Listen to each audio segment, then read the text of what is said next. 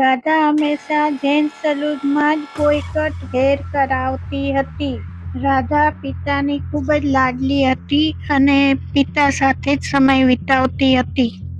એકવાર રાધા પિતાજી સાથે શાકભાજી લેવા ગઈ. બજારમાં એક પોલીસ અંકલ ચોરને મારતા મારતા લઈ આવતા હતા. આ જોઈને રાધાએ પિતાના કાનમાં કંઈક કહ્યું.